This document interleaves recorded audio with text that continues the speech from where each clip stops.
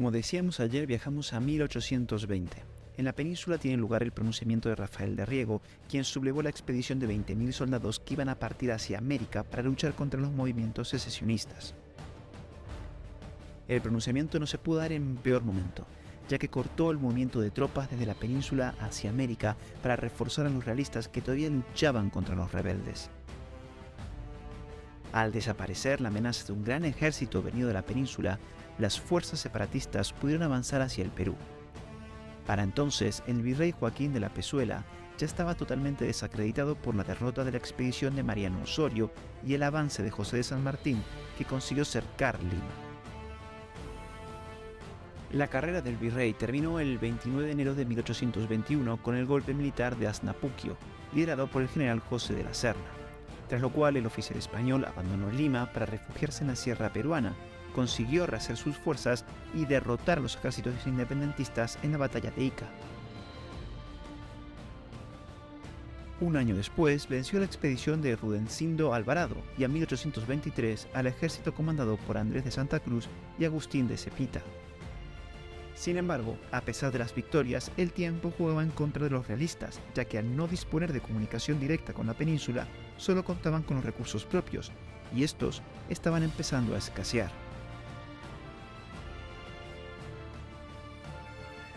Si la Serna pensó que no podía ponerse peor la situación, se equivocó.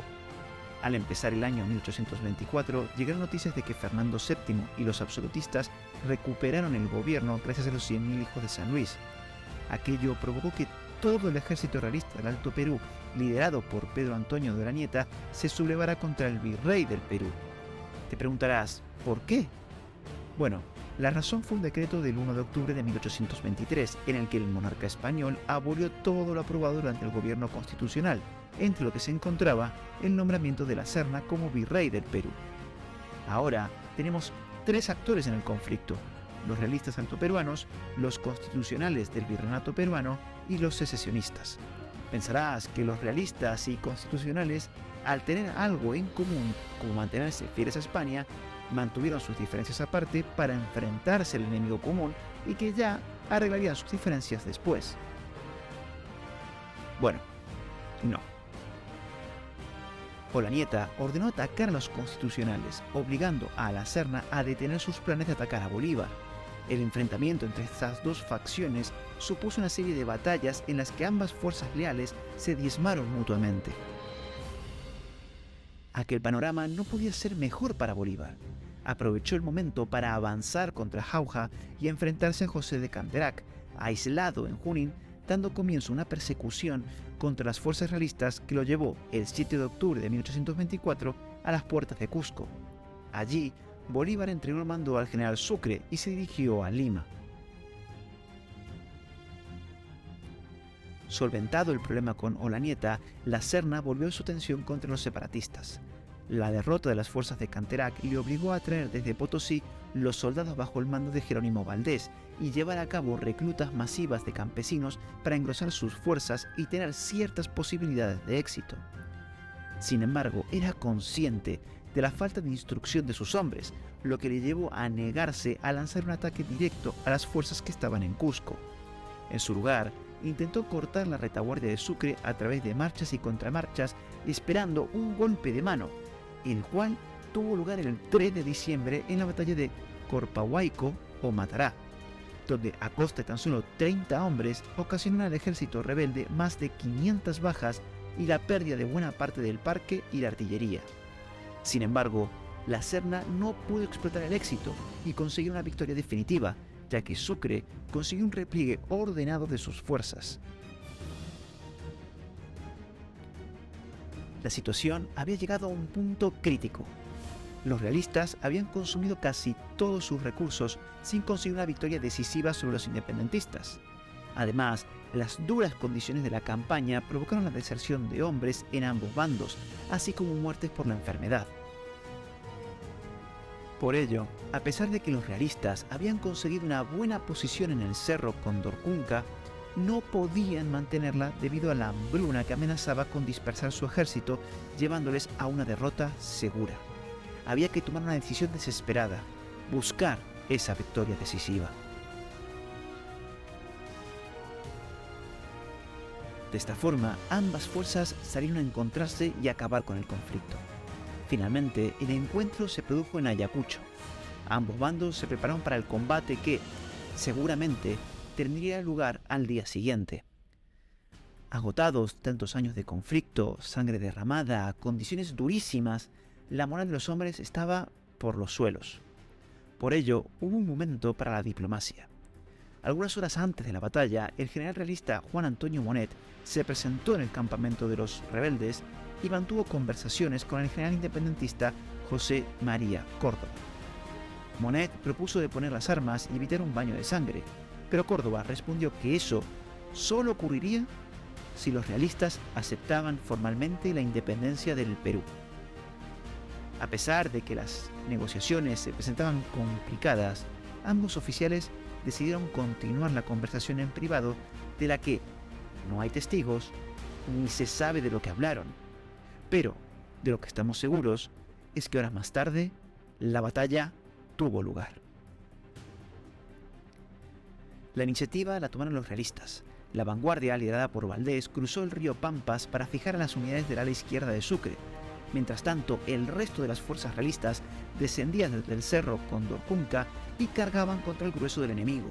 Sin embargo, de repente, el coronel realista Joaquín Rubín de Celis, cuyos hombres debían proteger el emplazamiento de la artillería que aún se encontraba despiezada, se lanzó contra los enemigos para sorpresa de todos, ya que nadie le había dado tal orden.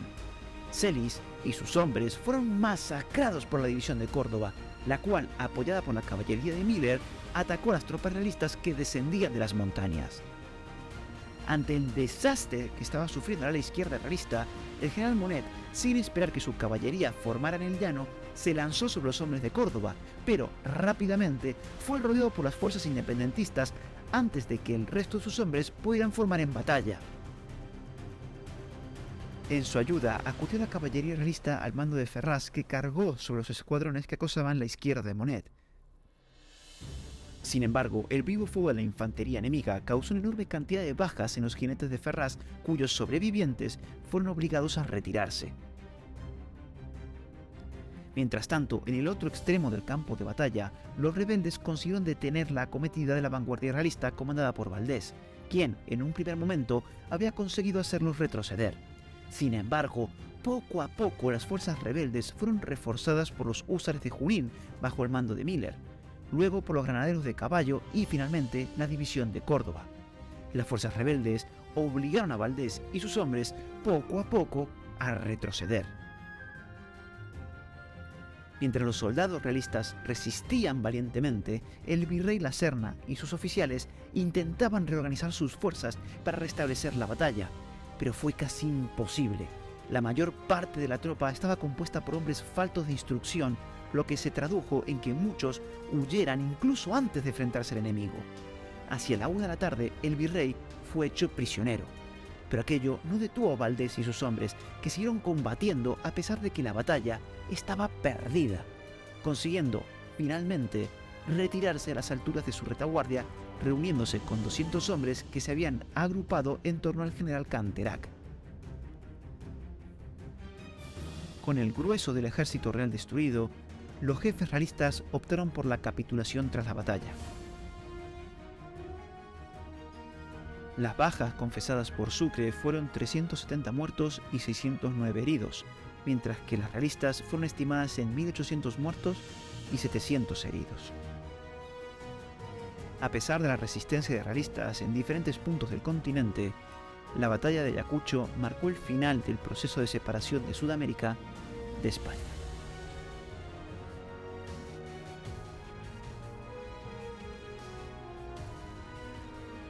Un momento. Espera. Creo que se nos escapó un detalle. Retrocedamos.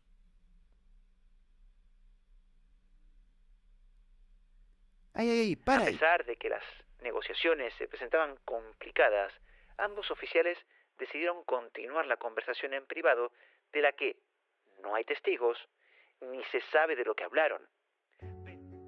Esta reunión privada, de la que no se sabe de qué hablaron, ha dado lugar a sospechas sobre que el resultado de la batalla estaba acordado al margen de los soldados y se basan en un par de hechos que, como mínimo, son extraños.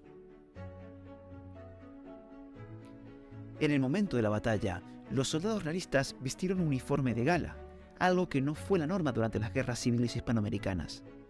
Otra cosa que llama la atención a unos cuantos es la duración de la batalla: 2 horas. ¿Por qué es llamativo? Debido a que el ejército realista tenía la superioridad numérica y táctica, además del hecho de que los realistas eran conscientes que en la batalla se lo jugaban todo. Además, una de las crónicas, la del capitán Manuel Antonio López, testigo de la batalla, nos habla de que escuchó al general Jerónimo Valdés lo siguiente: Mediavilla, dígale usted al virrey que esta comedia se la llevó el demonio. Y la pregunta es, ¿a qué comedia se refiere? Tal vez se refería a la batalla en sí.